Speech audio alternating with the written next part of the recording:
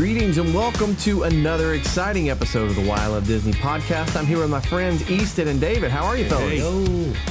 Man, it's been a little while since we've been able to do this due to some just craziness of life, scheduling conflicts, but we're back, excited about this. It's been a few weeks. There's been a lot of stuff in the news.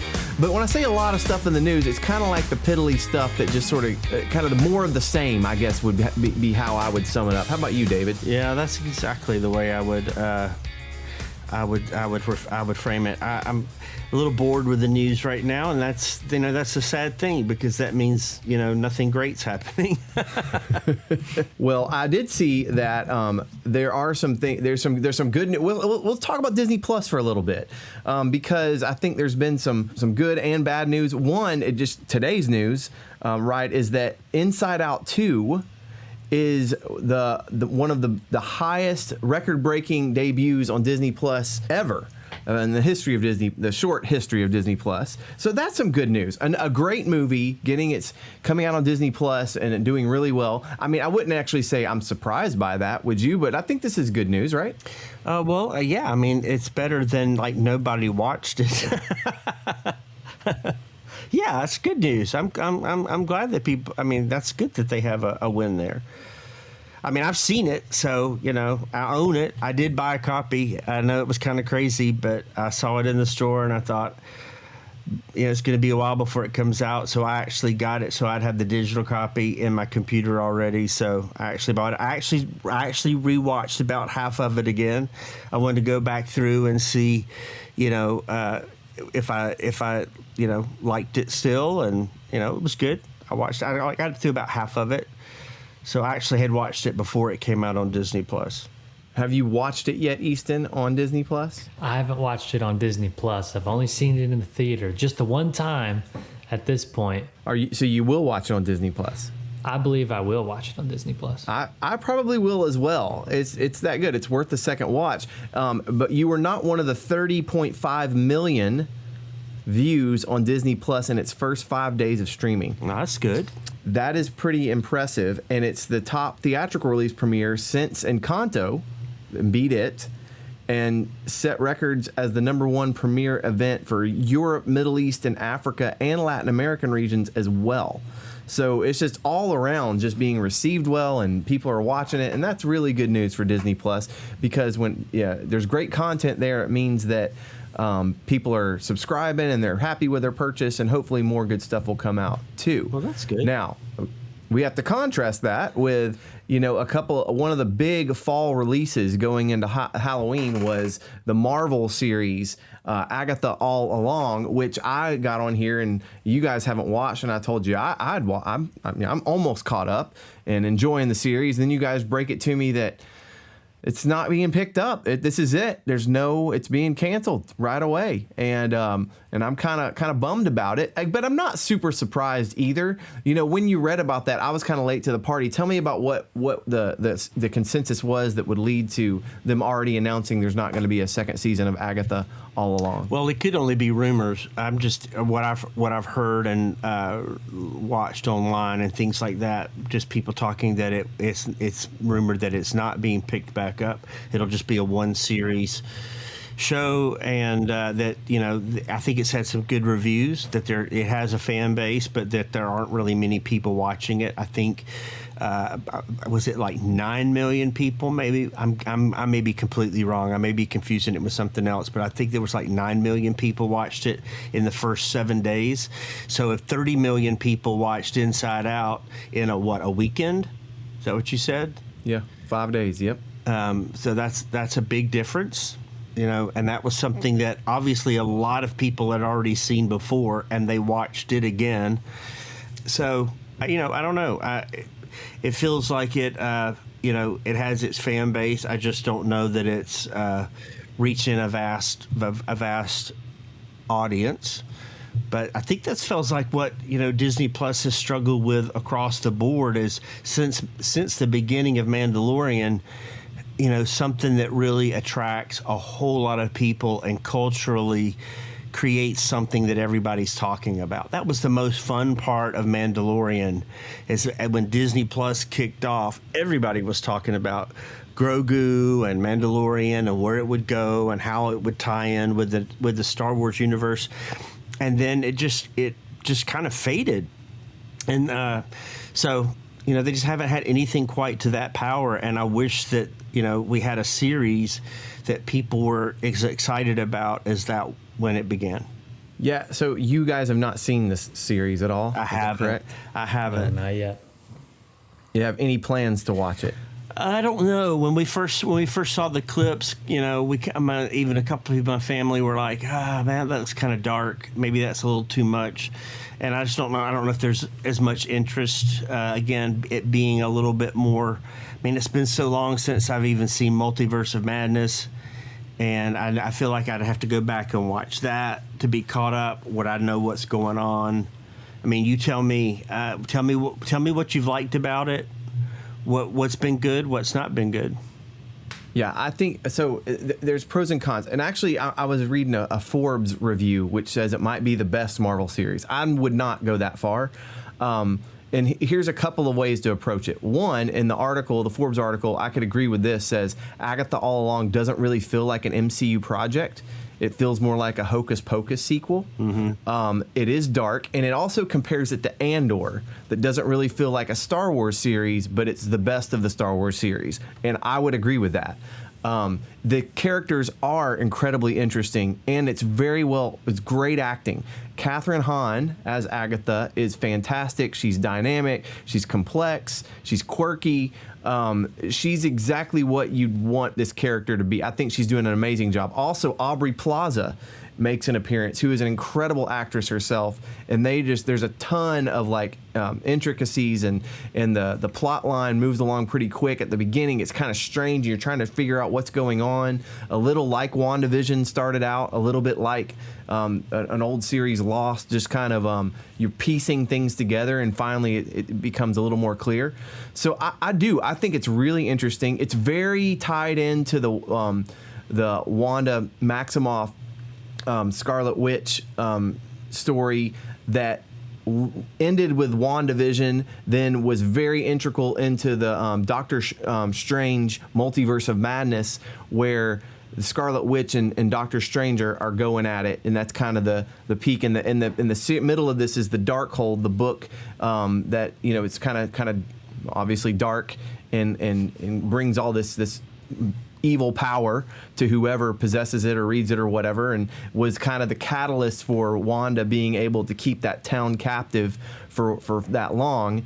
And so this series picks up at the tail end of Multiverse of Madness with the I don't want to spoil it for anybody, but with what happens there at the end, the climactic ending. This kind of picks up from there and moves on. So yeah, I really, it's interesting. It's different. It's definitely I would say a PG-13 show. It is dark. It's witches. It's these characters. It's kind of fit for Halloween. And if you're ready for that, it is a little darker. Then I think you'll really enjoy it. If you're not ready for that, if you're looking for something super light and it may not be for you. So again, I'm only 2 episodes in, about to watch episode 3, and I think episode 4 just dropped, so I'm now 2 episodes behind. But so far, I've really found it interesting, and it's stuff you haven't seen before either. Okay. I think the comparison to Andor is really interesting, because Andor gets a side of Star Wars that you haven't seen before, characters you haven't really experienced. And I think this is interesting for that reason. However, on the flip side, I also think that might be why it's not doing well, is because no one knows these characters. Right. And I think Marvel series are typically driven by the star power, right? And you would think maybe Aubrey Plaza would be a big enough star to push it along. Aubrey Plaza from Parks and Rec and the White Lotus series and different things like that. But in the end, it doesn't look like it's garnering the interest of the public too much. Does it feel like it targets a certain age group from what you've seen?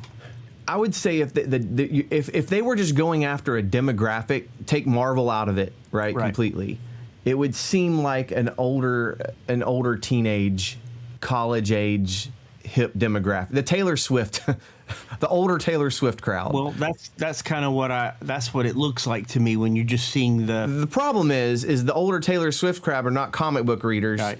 And so there's another subset of people watching this that are Marvel people.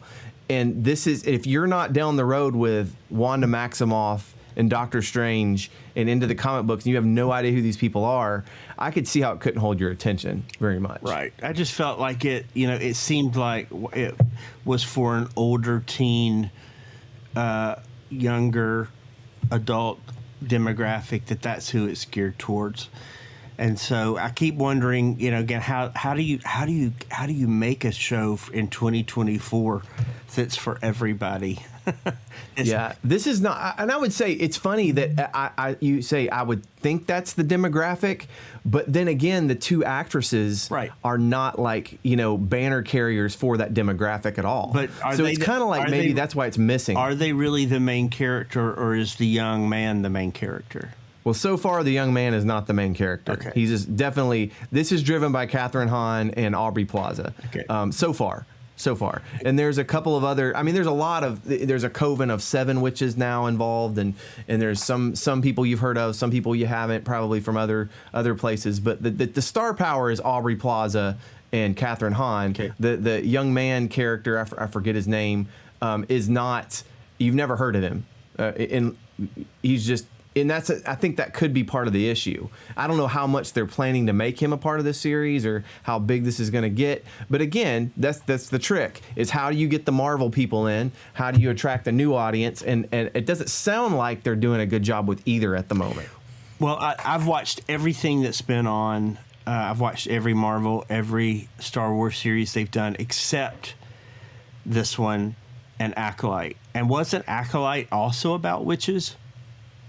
Yes. So what do you think? Yeah, what is the thing with witches lately? With everything centers on, different. What do you think that's about? Well, I will say, like, it is in the Star Wars world. If you watched the cartoon series, the Clone Wars, and even Rebels, there is a whole world of the Night Sisters and kind of how, and their tie into the Force and the dark side that you touch. It's very interesting in those cartoon series that it was actually, I think, very exciting to anticipate that they would do a series that kind of moved into that world a little bit or introduce those characters in real life. I just don't think they executed it very well to the liking of most Star Wars fans. And then, of course, you have political statements that are made, and then it just suffered. I think the Acolyte also suffered from just bad writing and a bad plot, generally. And if it's not great, I don't care what it's about, right? If it's a movie about witches, if it's great, people will still, in the watch Clone Wars, are the witches it's Night Witches, right? The Night Sisters. Night Sisters, I'm sorry. Yes, I knew that. Are they good? Are they villains? What is their purpose in the Clone Wars? They're kind of, I would say, a neutral party that serve their own interest, and sometimes they're helpful to. It's political leanings, right? So sometimes they're bad. Sometimes they might help a Jedi, in the right circumstance because they have common enemies. They're not clearly good or bad. They just are. And then, of course, there's always the character that breaks free that's from that, like the Mandalorians, right? Right. Some that are bad and some that are heroic, right? For various reasons. Well, I was just asking because I still want to go back. I've not watched Clone Wars. That's something I would like to go back and watch again or go and see. And I was just wondering if the tone of those characters changed from Clone Wars to Acolyte when it seemed like the fan base of one didn't go with the new series as much. Like, was there a change? Was there a shift that people that liked one didn't like the other? I didn't know. Well, it's also when you make a series like that and like this too, you're making an expensive bet that people care enough about those characters that they can stand alone in a series, right? Right. They're kind of cool to have that element as a part of the Clone Wars. And Anakin goes and or Ahsoka. involved in, oh, those people exist, that's really cool. It's a whole other thing for them to stand alone and have a story of their own that's interesting to you, which means that you have to be carried by acting, you got to be carried by writing, right, and incredible storytelling. And I think the Acolyte probably just whiffed on all of that, right? A lot of potential and could have been great, but whiffed. This is actually pretty good. Like, I actually am enjoying it. I think the writing is pretty good. The acting is incredible. So as far as like it being like a worth the watch, I would say yeah. So far it is. But I also don't see it having like mass wide appeal, like just catching a cultural contagion that just catches fire and everyone watches it and probably does not get another season. Did you watch Ahsoka? Because nobody knows these characters. Did you watch Ahsoka? I'm almost, actually it's funny, I'm almost finished with Ahsoka. Okay. I'm just so, with the kids and the soccer schedule, it's so hard to like get ahead of it. Right. So I have to kind of watch it on my own, but whenever I'm by myself, I'm at the house working in the background, I think I've got one episode left of Ahsoka to watch. Are those Night Sisters in that as well? No. Okay. If there are, I don't remember them being prominent enough to do that. There's a female dark side character. Okay, that's what I was. There is, the same thing. But there is the main what's her name? Morgan Elswick. I can't. Anyhow, she is like connected to the Night Sisters. Okay, I thought she must be. She is, but again, she's kind of more with Thrawn, and it's kind of like this in the Sith people. You know, it's not. She's a part of it. She's not. It's not the main driver of it. Okay. Well, it's definitely interesting, and it's definitely interesting that they continue to put out more things, and I hope that at some point we can find a series that really pulls people in, like Inside Out too. Yeah, for real. That would be amazing. And what else is coming out on Disney Plus the rest of the year? Do we have to look forward to? I haven't seen really anything. I saw a news article about that they were bringing in a melodrama from Spain, but that was the only thing I've seen recently that I saw in a news article. I can't believe honestly that I watch Disney Plus as little as I do. I saw an article recently that said more people watch YouTube than Disney Plus, and I definitely am in that category. I watch way more Disney content from home creators than I watch of Disney Plus. I watch more fans making Disney content on YouTube than I watch Disney content, and I never would have thought that would be where I was. Wow. That's pretty. It's pretty amazing. But honestly, you're kind of moving the same way I think generally most people are. I am. I think my kids watch far more YouTube than. And I think that's really, again, when you look at Disney Plus, and I mean, it is what it's like. Man, when you thought Disney Plus was coming and it was going to be this fan site for all things Disney, from Marvel to Star Wars, it's like you think you're going to do everything you can to bring in this huge crowd of people that love all this stuff, and and it's like they went the exact opposite and go sometimes like, well, we're not going for our fan base. We're going to go try to reach those people we haven't reached by bringing in things that, I mean, I don't know, it's just I can't quite figure it out. But they could have done, I mean, all this content that's on YouTube that people produce, they have nothing like it. They could be going, well, why do we have people on YouTube going around and showcasing all the things in the park, but we have nothing on our website that showcases our park? Why wouldn't they do that? Why wouldn't they bring in some of these content creators and say, hey, do a show on here? If 50 some thousand people watch a certain YouTuber every day, there are YouTubers every day that have 50 to 100,000 views on their review of a cupcake. Why wouldn't they put that on Disney Plus? But they don't. So it's like, it's kind of interesting. I mean, same way with Star Wars, all the fan base of the deep lore of the Star Wars, it's like there's really nothing for that crowd. There's really nothing for the Disney history fans. Since Imagineering Story, there's been nothing like that.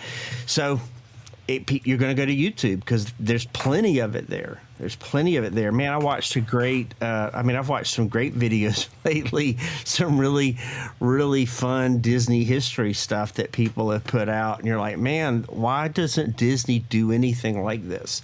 I think people would watch way more because obviously they're watching it on YouTube on low budget, stuff that people do at home.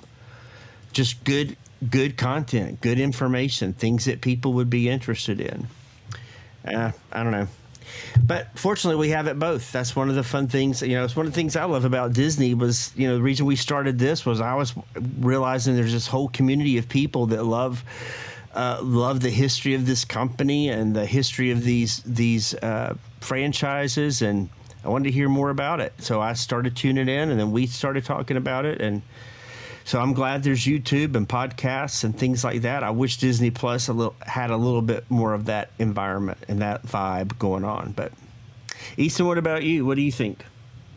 Oh, well, I was trying to look and see while y'all were talking. If I thought I'd heard or saw somewhere that Deadpool and Wolverine was going to be coming to Disney Plus soon. Perfect. I can't find a specific day. Everything is like how they usually do it. They have their theatrical release, and then somewhere around 3 months later, they usually bring it to Disney Plus. But I thought I saw somewhere that said that it was given a date. I think it's available on digital though already. Is it still in the theaters too? I don't think so. Okay. I don't think so. But I think it's already available. You could buy it digitally. I think. I don't know if that's true or not. But I can't find a specific. I think it's coming soon though to Disney Plus. And that'll probably be good for them once they get that on there, cuz there'll probably be a lot of people like me who will go back and watch it again when it gets to there. Okay. Well, let me do this with you guys. I just pulled up the list of every. You can definitely buy Deadpool on iTunes and Wolverine. Awesome. Yeah. I just pulled up all the Marvel things coming out the rest of this year and next year too. I'm gonna name these, and you give me a scale of 1 to 10. How excited are you to watch it? All right. 10. I'm not gonna miss it. First day. Till 1, I'll probably skip it. Oh man, you're gonna make me depressed here. Okay, here we go. You can say 5. That's a complete wash. Cop out answer. I'm through with my old days when we first started this. I gave everything like a 6 or a 7. I'm not doing that anymore. Well, just how excited you are. All right. First, Your Friendly Neighborhood Spider-Man. This is an animated show on Disney Plus that's Peter Parker's comic book origins, a modern look of kind of what if sort of animated show. It features Peter's life with a bunch of new characters from the Runways team. It also has Daredevil, voiced by Charlie Cox, in the animated series. Classic Spidey villains, including some new ones: Unicorn, Chameleon, Scorpion, Speed Demon, Tarantula, Rhino, Butane, and Doc Ock will be in this. How excited are you? They're already making season 2. Yeah, that's a 9 for me. Spider-Man's my guy, so I try to watch everything that comes out that's about him. I do like Spider-Man a lot, so I would check that out for sure. Okay, I'll say 7.5. 7.5. I like it because I'm for Spider-Man's sake, it would be a 9. If it will be good, that I'm doubtful, so I'll give it a 7.5. Okay. All right, next one. Captain America: Brave New World, February 14th, just a few months away. Man, I forgot about that. That's pretty high for me too, because the trailers make it look like it's going to be a good watch. So I probably will also give that an 8 or a 9, probably an 8.5. Probably 8.5, because I am excited about that. It looks like it's going to be pretty incredible. I mean, Harrison Ford, come on. Yeah. I mean, it looks like it's Patriot Games meets Sum of All Fears meets Jack Ryan meets Air Force One meets Marvel. But and I'm all in for that. This is the movie theater, correct? Yes, it's in the theaters. Okay, yeah. All right. I thought you were talking about Disney Plus, so I was really confused. Well, I'm doing all the Marvel. I'm sorry, all the Marvel. All right. Releases. I was like, did that get moved to Disney Plus? Okay. That's that. Yeah. I'll go with that. I'll want Easton to go with me to that, so he can tell me what's going on. Opening night. You'll be opening night on that one. Opening night. Awesome. Okay. You know what? I was watching a thing about. Remember 8 Mile with Eminem? Mm-hmm. Mm-hmm. The Eminem movie 8 Mile. It tells Eminem's story. I didn't realize this, but the the antagonist, the guy who kind of picks on him and beats him up, and like the other rapper is the new Captain America. In that movie. It's really weird. Like I was watching a little clip from 8 Mile, and like the kind of the punk guy that kind of is that kind of gets punked at the end. It's our new Captain America, our Falcon.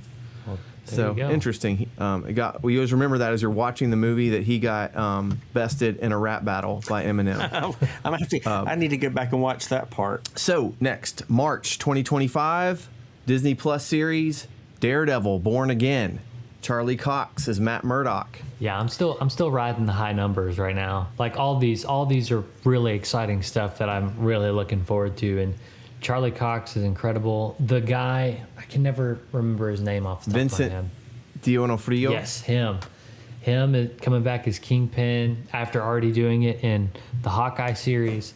That's going to be incredible. So that's probably an 8. I'll give it an 8. No, I'll give it the same score as the Captain America movie. So 8.5 there too. I would say I'm about the same. I'll definitely will check that out. There's some exciting stuff coming out on Marvel. I'm a 10 on that, dude. Y'all know me and Daredevil. I always thought the old Netflix Daredevil series, which was incredibly underrated. Fans, when they didn't do the 4th season, were up in arms, and now we get it. Yeah. And not only that, did you know that it will be 18 episodes? I didn't. Did they give a good impression that it's going to pick up where the other one left off, or is it just going to start and it's the same characters but it's a whole new thing? You know, I don't know that, but Matt Corman and Chris Ord are the writers. I'm looking through here. Most of the directors will be people from the two. I'm trying to think. Marvel executive Brad Winderbaum told Screen Rant that he was confident that the Netflix series was part of the Sacred Timeline, MCU, which means that John Bernthal's Frank Castle as the Punisher will bring all of his Netflix baggage with him when he appears also in this and Born Again. And it looks like, I'm not sure where it picks up at all. I would assume, though, it's just my guess. You're probably after the Spider-Man cameo, right? Yeah. He also had the She-Hulk cameo. Right. So he's been around and stuff. So it's a good question. I don't know. Well, I'm excited about that one. And I hope they won't. I hope they'll stay true to the original. I completely agree. Next May, Thunderbolts. Marvel Studios answers to DC Suicide Squad. Thunderbolts are a team of anti-heroes or reformed villains, depending on your point of view. I'm kind of excited about this. I feel like I've been seeing that it's getting some negative feedback already, but I'm pretty excited about it because I like the characters. I mean, Winter Soldier, I think David Harbour is awesome. I think he's great in all the stuff that he's in, and so to have him as the Red Guardian back is going to be really fun. And then, you got Yelena, Florence Pugh. She's great. I think it's going to be good. I hope it's going to be good. But I'm probably going to set that more like at a 6 or a 7 because I just don't know much about those characters. Yeah, it's going to depend on like buzz and reviews. I definitely will see it at some point and want to see it, but how excited I am will depend on like Rotten Tomato scores. Yeah. Right? I agree with you. David, what do you think? I'm kind of excited for it. I mean, something new would be fun. So I'm going to be hopeful. Well, what they're hoping for is, you remember, Guardians of the Galaxy are like, what's this? And then we all watch it and we're like, whoa, that was amazing. Yeah.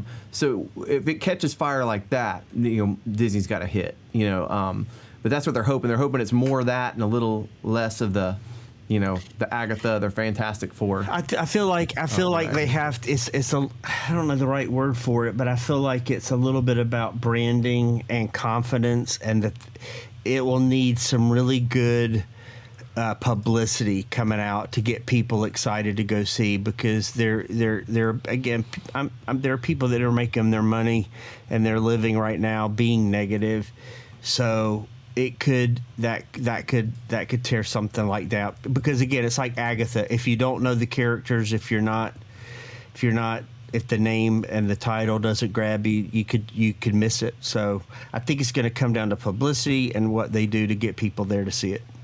That's just my guess. Okay. Well, speaking of the Fantastic Four, July, we get the new Fantastic Four First Steps. How excited are you for that? I've always wanted them to do Fantastic Four. I'm excited about that. I hope it will be great. I don't know, I just the comments online that I watch are kind of split, so we'll have to see.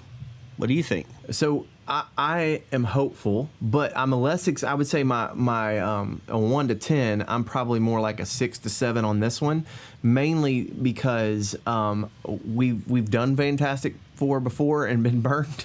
Right. So I just want it to be. I still have that taste in my mouth, and I need that to. I need them to overcome that. It's got to be great. It's got to be great. Surely it's great, right?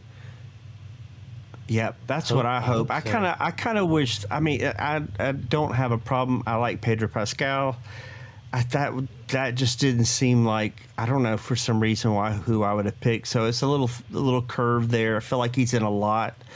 So I'm a little like him again. But gosh, some people love him, so maybe he's the right pick. I don't know. It's just not who I would have picked.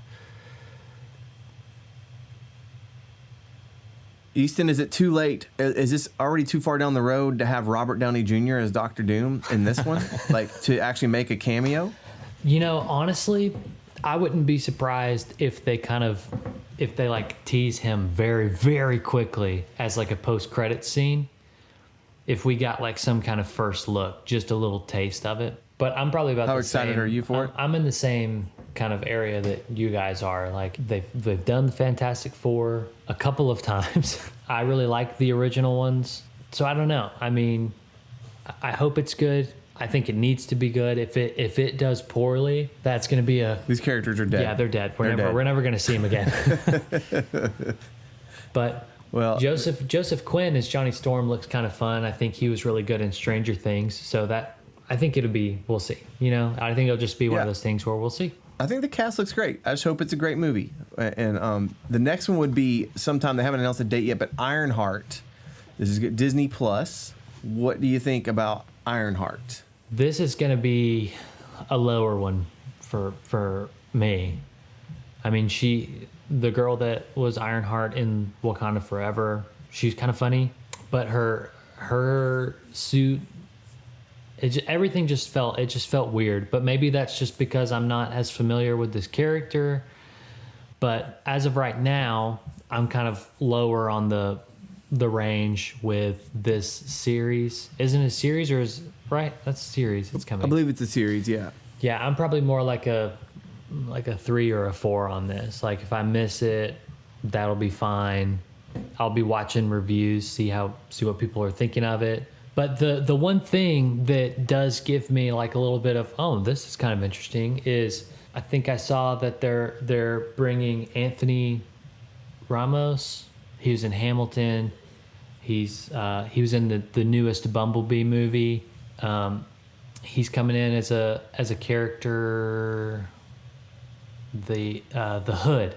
He's coming in as the Hood, which is another character I don't know much about, but I do really like him. But it's still, I'm sitting kind of at like a 3 or a 4. David? Well, I'm probably going to give anything a try unless if the publicity comes out and there's enough people saying it's not worth it, then I just don't have. There's so many things I want to see that at that point you're kind of like, I can't watch everything unless it's really good. I wish I could, but I just can't do it anymore.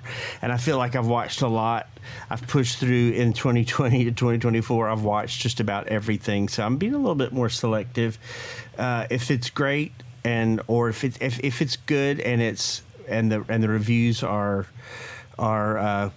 there's a good consensus, I'll watch it. But if there's a lot of negative, I probably just won't have time. Same. I think that it's very difficult, as we've seen from Agatha All Along, we just talked about, and other ones, that if you don't have there's not a fan base with the character.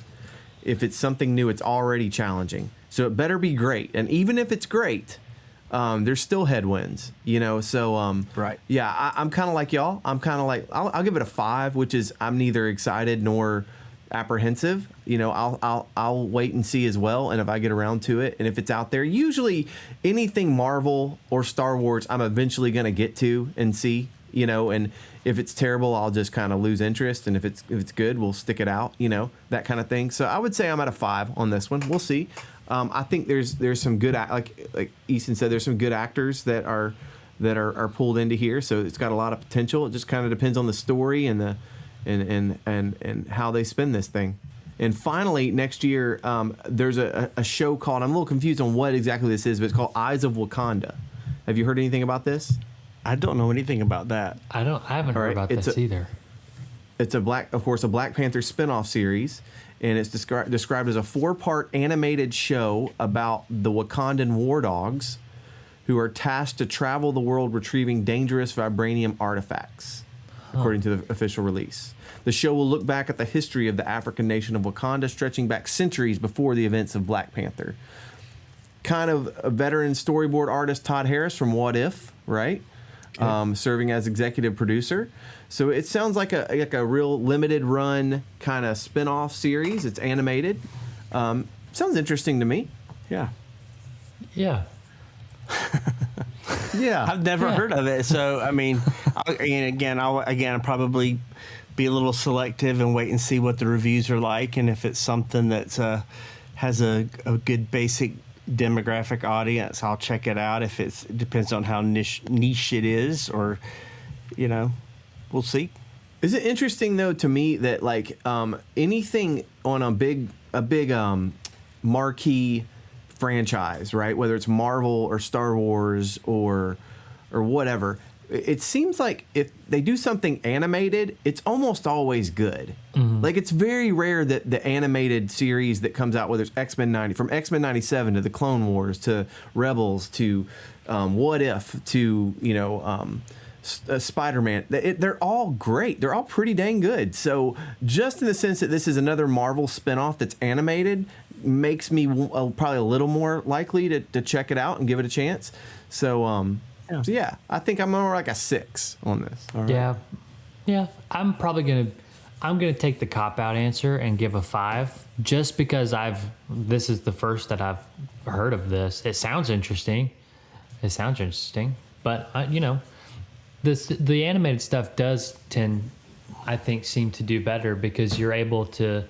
It's kind of hard in live action when you see, people with their superpowers and all these crazy effects that's going on. It doesn't always translate well, but in animation, you can really suspend your belief to make that make a little more sense, and they can do so much more. It's true. That's true. Well, I also think that animated comes down. You got to have a great story because you can't go off star power. Right. Even if you've got a well-known person doing the voice, I mean, you're really dependent on that story being really good. You can't just hope that people are going to tune in because somebody's in the movie.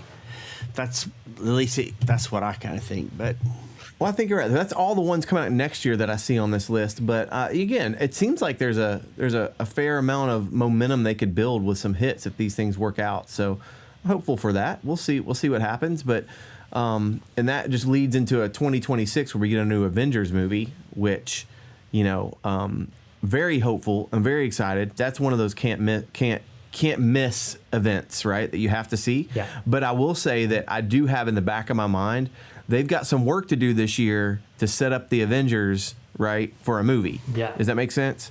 It's not the slam dunk it was. They had, we had all those years of Tony Stark and the Hulk and all of those characters, and then we had the Avengers, this amazing Avengers movie, and now we're in the reboot mode, and I'm not sure what that's going to be yet. It's going to depend on Captain America. It's going to depend on a lot of things. So interestingly enough, we'll see what happens. Yeah. Well, actually, you've given me hey, there is a lot of stuff coming out here. I need to be excited for all these things coming out. A lot of this I'd forgotten about. I'm sitting here, wondering why I'm paying for Disney Plus. So maybe some of these things will be the reason why I keep it. Well, there you go. Well, we'll see what and happens. I love Disney. I love Disney. I don't watch Disney Plus very much. So Yeah, it's interesting how they've evolved in kind of, and it's going to be interesting where they land and where it fits into people's subscription habits, and viewing habits as well. My kids still spend a lot of time on it, I will say. So that's good. There is that. Again, I own a lot, and a lot of it I have even in iTunes. I mean, again, I go back a long way with this, so I already own a lot. I didn't need Disney Plus to give me the same things I already own. I need new great content. Well, we would love to know what your favorite Disney Plus content is that you've been watching and what you're most excited about coming into 2025. Let us know. You can always reach us at whyilovedisney.com and on our social media accounts, I think Twitter and Instagram as well. We'd love for you to check that out. Also, we'd love for you to leave us a review, 5 stars only. Leave your 1-star reviews to yourself.